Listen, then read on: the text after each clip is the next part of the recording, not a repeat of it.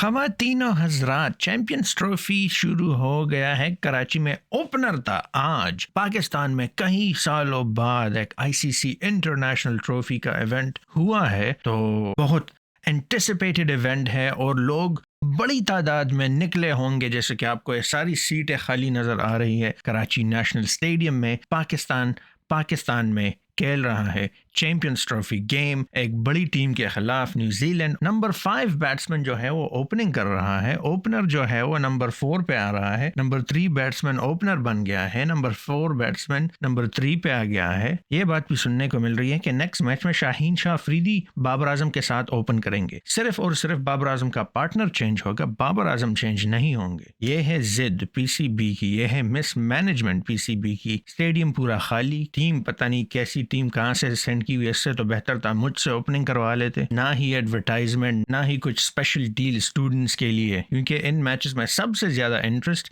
Youth लेती हैं। Student body को कुछ रिवॉर्ड्स दें, आप कुछ बेनिफिट दे के वो आए स्टेडियम में और गेम्स देके। लेकिन नहीं, कुछ नहीं करना, हारता ही रहना है। बाबर आजम से ओपनिंग करवानी है, ना ही एडवर्टाइजमेंट करवानी है। आखिरी दिन पे स्टेडियम बनाना है, एक दिन पहले मैच से। हारिस रऊफ जो कि ऑस्ट्रेलियन है, बाय द वे, वो पाकिस्तानी नहीं है। देखिए, आप इन बातों को नहीं समझते, वो असल में ऑस्ट्रेलियन है। तो वो सिर्फ और सिर्फ ऑस्ट्रेलियन में ही परफॉर्म करेगा। वो बड़ा आदमी है, वो पाकिस्तान जैसी मुल्क में क्यों परफॉर्म करेगा भाई। हारिस रऊफ जिसने अपने पूरे करियर में टोटल मतलब 10-15 मैचेस ही खेले होंगे उस टीम के लिए जिसकी शर्ट उसने पहनी है। उसके सिवा जितने भी मैचेस वो खेला है वो अपोनेंट के लिए ही खेलता है। 50s और सेंचुरी मारता है बॉलिंग में। वैसे न्यूजीलैंड के बैट्समैन ने आज बहुत बुरा किया हारिस रऊफ के साथ। बेचारे के 17 ही और रन थे ना सेंचुरी बनाने में। आपका क्या जाता, बस 17 और रन ऐड हो जाते, 320 की जगह 337 होते। आपका क्या जाता, हारिस रऊफ को सेंचुरी मिल जाती। बहुत बुरा किया आप लोगों ने, इसकी सेंचुरी बनती थी आज। आप लोगों ने एक प्लान बनाया था इसके खिलाफ कि अपनी सेंचुरी पूरी ना करे। बहुत बुरा किया आपने। और पाकिस्तान में हमारे बेस्ट परफॉर्मेंस प्रीवियस मैचेस में एक बेंच पे बैठा हुआ है जिसका नाम है कामरान गुलाम। दूसरा है साजिद खान, वो टीम में नहीं है। तीसरा है नोमान अली, वो भी टीम में ही नहीं है। बस इस हारिस रऊफ को, इस शाहीन को हमारे पिछवाड़े में घुसा दो। हर मैच इनकी वजह से हम हारते हैं, लेकिन फिर भी सेलेक्ट इन्हीं को करना है। जो हमारे लिए मैचेस जितवा रहे हैं उनको हमने सेलेक्ट नहीं करना। भाई क्यों करेंगे हम तो जीतने नहीं जाते वहां पे। हम तो होस्ट है, हम तो मेहमान नवाजी करेंगे। हम तो इन टीम्स को चांस देंगे कि वो हम पे रिकॉर्ड्स बनाए। ये होती है हॉस्पिटैलिटी। और बाय द वे, अगर आपको लग रहा है कि मैं जोक कर रहा हूँ, ये रिजवान और ये पीसीबी ने जो जिद पकड़ी हुई है बाबर की, ये मैं जोक नहीं कर रहा। आप जाके प्रेस कॉन्फ्रेंस देख ले। प्रेस कॉन्फ्रेंस में बिल्कुल जिद पे हटके हुए हैं, कह रहे कि नहीं, बाबर ने पहले किया था, अब भी करेगा, ओपनिंग ही करेगा। भला पाकिस्तान बाढ़ में जाए। पाकिस्तान क्या चीज है, बाबर आजम है। ये पाकिस्तान की टीम नहीं है, ये बाबर आजम की टीम है। आपका सबसे बेस्ट बॉलर आज था इब्रार, एक स्पिनर। आपका दूसरा सबसे बेस्ट बॉलर आज जो थे वो थे नसीम। उन्होंने 2 विकेट्स ली, लेकिन काफी एक्सपेंसिव थे। कौन एक्सपेंसिव नहीं था? जैसे मैंने मेंशन किया, इब्रार जिन्होंने 1 विकेट भी ली, और 2 और स्पिनर्स जो कि पार्ट टाइम स्पिनर्स है, सलमान आगा और खुशदिल शाह। तो इससे क्या प्रूव होता है कि विकेट किसके लिए बनी है? आपने सैंटनर भी देख लिया और न्यूजीलैंड के स्पिनर्स भी देख लिए, फिर भी पेसर्स लगाते जा रहे हो, और वो भी ऑस्ट्रेलियन पेसर्स को ले रहे हो। भाई अगर हारिस रऊफ ऑस्ट्रेलियन है तो मैं भी कीवी हूँ आज से, इसलिए मैंने ब्लैक शर्ट भी पहनी है। मैं कीवी हूँ, बस मुझे नहीं पता हारिस रऊफ को भी नहीं पता वो किस टीम से खेल रहा है। मुझे भी नहीं पता मैं किस टीम को सपोर्ट कर रहा हूँ। अगर ओपनर का मसला है और आप मिडिल ऑर्डर बैट्समैन जो कि है साउथ शकील से ओपन करवा रहे हो, तो इमामुल हक को सेलेक्ट करो। क्यों नहीं कर रहे सेलेक्ट उसको? मोहम्मद हारिस को सेलेक्ट करो। आप क्यों नहीं सेलेक्ट करे? अपने आजम खान को 50,000 मैचेस दे दिए, 1-2 मैचेस इस बंदे को भी दो ना। रिजवान और बाबर दोनों आज फिर से टीम पे इतना प्रेशर डाले। भाई आप ये मुझे मत बोले कि उन्होंने 60 रन बनाए, तो बहुत बड़ी इनिंग्स के लिए 90 बॉल्स पे 320 चेस कर रहे हो आप, 90 बॉल्स पे 60 कर रहे हो, फिर आप आउट हो जाते हो। भाई ये आपने बहुत ज्यादती की है और सारे बैट्समैन के साथ। सलमान आगा जैसे खेला है, खुशदिल शाह जैसे खेले, ऐसे इनिंग्स चाहिए थे हमें। आपको नजर आ रहा था कि Fakhar Zaman out of touch था, ठीक है वो इंजर्ड है जो भी है, but he is not playing the way he normally plays. तो आपको कंट्रोल लेनी चाहिए। आप सबसे बड़े प्लेयर हो, कहते हो ना किंग हूँ, ये हूँ, वो हूँ, तो लो ना चार्ज। फिर रिजवान ने 14 बॉल जाया कर दिए, 3 रन किए। These things have a huge impact. बहुत बड़ा डिफरेंस बनाती है। जब आप इतने बॉल्स वेस्ट करते हो तो फिर आप अपने लोअर ऑर्डर से क्या एक्सपेक्ट करते हो? अब क्या खुशदिल शाह 200 रन करे, सलमान आगा क्या करे? बस जो उससे हो रहा था वो कर दिया उसने। और वो भी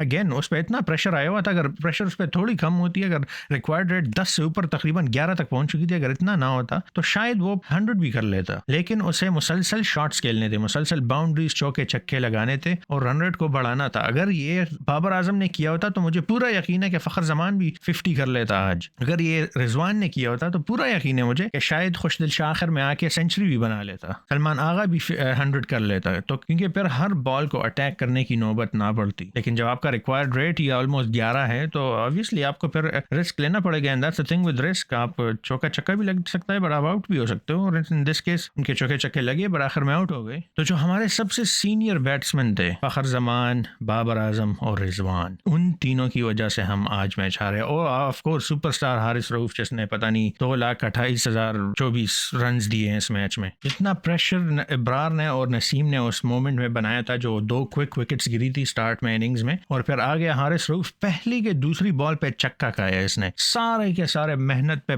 पानी फेर दिया इसने। लेकिन चलो, well played New Zealand, specially Tom Latham और विल यंग, और फिर आखिर में ग्लेन फिलिप्स ने भी एज वेल, क्योंकि up to that point Pakistan control में था मैच के। हाँ, इधर उधर रन्स लीक हो रहे थे लेकिन पाकिस्तान ने काफी अच्छा कमबैक किया था मिडिल में। वो 3 जो क्विक विकेट्स गिरी थी ना, उससे काफ़ी मतलब मोमेंटम गेम का चेंज हुआ है, बट अगेन वो प्रेशर अप्लाई नहीं हुआ। तो ये एक और लर्न हुआ रिजवान के लिए। रिजवान ने इतनी लर्निंग कर दी ना, उसका प्रोफेसर अभी बोल रहा है कि भाई बस माफ़ कर दे और लर्निंग छोड़ दे, इंडस्ट्री में चला जा, जॉब कर दे। रिजवान कह रहा है, ओए प्रोफेसर तू निकल, आज से मैं प्रोफेसर, तू जा इंडस्ट्री में जॉब कर, मैंने और भी लर्निंग करनी है। तो बस ये हाल है, लर्निंग पे लर्निंग ही हो रही है और तो कुछ नहीं हो रहा हमसे। अब क्या लर्न कर रहे हैं और जो लर्न कर रहे हैं वो कब इस्तेमाल करेंगे उसका कुछ नहीं पता, उसकी गारंटी नहीं दे सकता मैं, लेकिन लर्निंग हो रही है ये गारंटी दे सकता हूं मैं। साउथ शकील ने भी 6 रन 19 बॉलों पे, मतलब आप 320 रन चेस कर रहे हो, और आपके जो ओपनर्स है, एक 30 स्ट्राइक रेट पे बैटिंग कर रहा है, दूसरा 20 पे, दूसरा 70 पे। मतलब ये कौन सी जमाने की क्रिकेट चल रही है भाई। फ़खर जमान भी 58 स्ट्राइक रेट पे चल रहा है। आप पर क्या एक्सपेक्ट करते हो? आपके टॉप 4 प्लेयर्स है,